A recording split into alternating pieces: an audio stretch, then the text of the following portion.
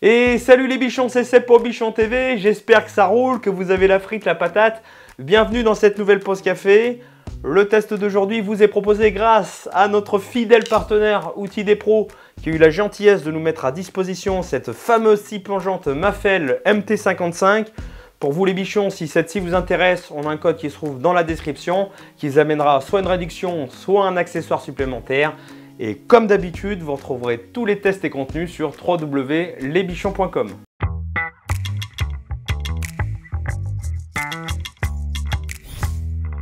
On a affaire à une bécane de qualité premium avec des matériaux comme de l'aluminium, de magnésium pour le carter, pour sa semelle qui est bien structurée, on sent qu'on a quelque chose de costaud.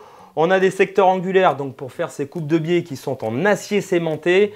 Donc c'est un acier qui est durci à sa surface par induction de carbone monté à haute température et ça lui permet de résister à l'épreuve des chantiers qui sont parfois extrêmes. Côté puissance, il y a un gentil petit félin sur le carter qui annonce la couleur avec un moteur de 1400 watts équipé d'un variateur de vitesse pour passer de 3600 tours à 6250 tours par minute en fonction bien sûr de ces différents matériaux à couper. Il faudra évidemment choisir une lame adaptée à l'exercice et pour ça on a un changement de lame digne d'un changement de pneu de Formule 1 avec simplement un bouton et une manette qui va ouvrir le carter et en même temps bloquer la rotation de la lame et empêcher l'activation de la gâchette.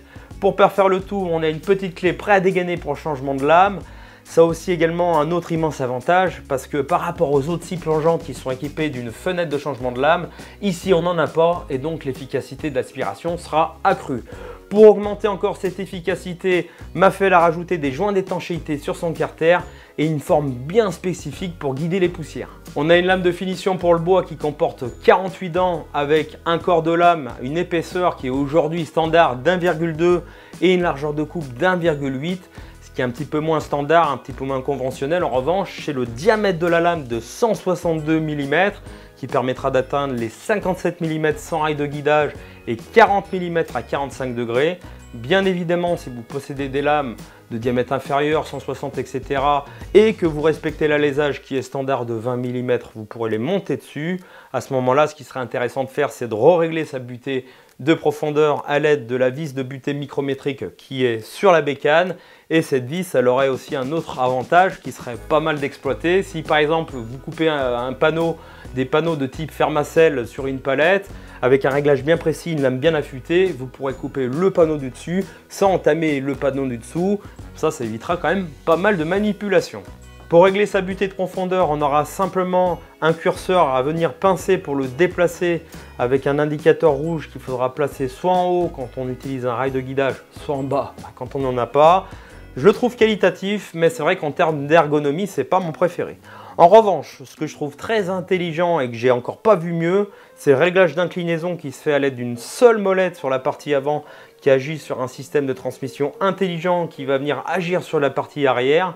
Pareil, donc pour les coupes de moins 1 degré, on aura simplement une tirette sur la partie avant et pour les coupes supérieures à 45 degrés jusqu'à 48 degrés, on a un petit bouton qui est placé pareil sur l'avant de la bécane. Pour régler son jeu entre la semelle et le rail de guidage, on a deux molettes crantées placées de part et d'autre. D'ailleurs, dans notre version de test, on a un rail de guidage qui est fourni d'1,60 m d'excellente qualité avec des matières antidérapantes qui font bien leur job. Et à savoir également que cette semelle DMT55 peut accueillir les autres rails du marché comme du Festool, du Hilti, du Makita. Il suffira simplement d'enlever la pièce noire sous sa semelle pour l'adapter. Et j'aime bien dire que c'est une adaptation. Il faudra aussi faire attention aux joints de par éclat qui risquent de plus représenter son trait de coupe, soit en ayant la lame décalée, soit en recoupant son par éclat. Donc il faut être un peu vigilant. Bon, maintenant c'est vrai que si on possède déjà plein de rails d'une autre marque, on ne va pas tous les changer. Il sera peut-être plus préférable selon moi de racheter des joints de par éclat pour l'adapter à son nouveau bébé. Côté prise en main ergonomie, même constat que la Bosch GKT55 avec une matière antidérapante sur la poignée qui manque justement de grip et un bouton de déverrouillage qui manque également d'ergonomie et beaucoup vont lui reprocher l'absence d'une deuxième poignée. Alors moi, personnellement, ça ne me dérange pas parce que je préfère à la rigueur mettre ma main sur la semelle qui a d'ailleurs un emplacement prévu à cet effet qui va servir beaucoup quand on fera des coupes à 45 degrés et bien assurer le contact entre la semelle et mon rail de guidage. Tant qu'on ne met pas sa main derrière la trajectoire de la lame et voilà, parce que si un kickback, je ne vous fais pas de dessin, Ça devrait bien se passer. D'autres personnes vont lui reprocher l'absence du couteau diviseur. Pour ce qui est de l'argument sécuritaire, pour moi, toutes ces bécanes répondent à des normes très strictes, donc c'est pas trop là-dessus. Moi, ça me dérange pas. Par contre, c'est vrai que si vous coupez des panneaux de bois massif sur des longueurs de 2 mètres en chaîne, en longitude, à ce moment-là, ça va prendre tout son sens en faisant son job d'anti-pincement de lame. Ce qu'il faut dire aussi avec un couteau diviseur, c'est que ça nous limite aussi sur le choix de nos lames, sur la largeur de coupe. Le carter de protection n'est pas plat, donc pour tout ce qui est coupe de joint de dilatation proche des murs, ça ne sera pas possible. En revanche, cette bécane a une fonction inciseur. Alors dans la fonction inciseur, c'est pas comme sur une scie à format avec sa deuxième petite lame là, qui tourne en sens opposé pour couper ce fameux revêtement sensible, mais ça va avoir pour même effet de limiter la profondeur de course indépendamment du réglage de curseur de la butée de profondeur, et en même temps ça va décaler très légèrement la lame d'un dixième pour couper de manière chirurgicale ce revêtement sensible aux éclats et maximiser les chances de coupe malgré le fait qu'on puisse avoir une lame qui commence à s'émousser. Cette bête est vendue dans les excellents coffrets T-Max qui sont les coffrets Thanos, donc qui seront compatibles avec les coffrets Systener de chez Festool.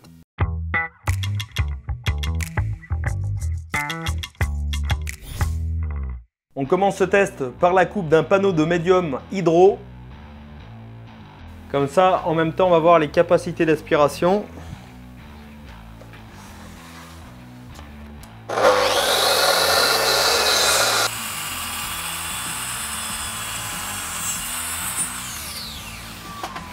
Zéro poussière. En tout cas, j'en vois pas. Bon, comme on peut s'en douter, la qualité de la coupe est impeccable.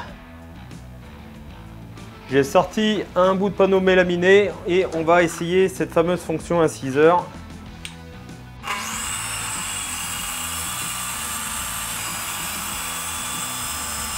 Maintenant, j'enlève la fonction inciseur et on y va.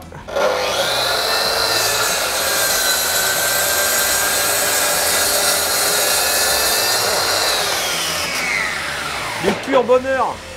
La coupe est parfaite, il n'y a pas un éclat.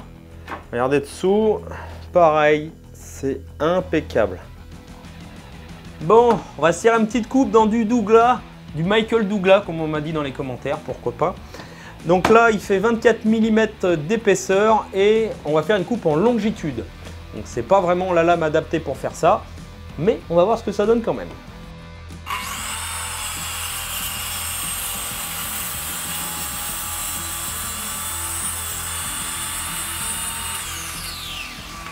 Bon, la coupe est nickel, franchement c'est impeccable. On va voir ce que ça donne au niveau de l'étirage. Bah, c'est parfait, hein. Impeccable, du travail de pro.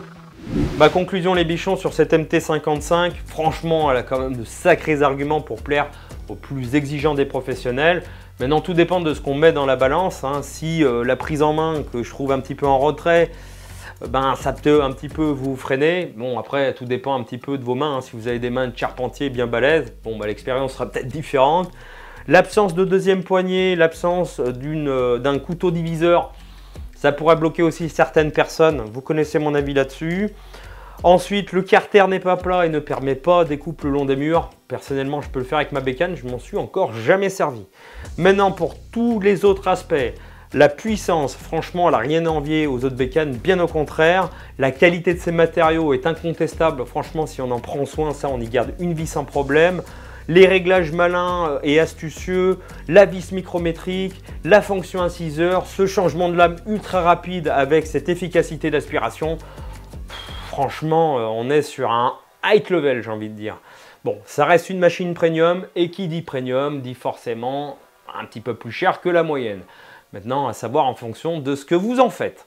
Et bien voilà, j'espère que cette petite présentation de la MT55 aura pu vous éclairer. Si ça vous a plu, n'oubliez pas, l'éternel pouce en l'air, c'est quand même notre meilleure récompense. Vous pouvez également activer la petite cloche de notification pour ne plus rien louper des prochaines pauses café. Et laisser des commentaires, vous savez que ça me fait également très plaisir. Allez, je vous laisse retourner à vos projets. Portez-vous bien et à bientôt sur Bichon TV.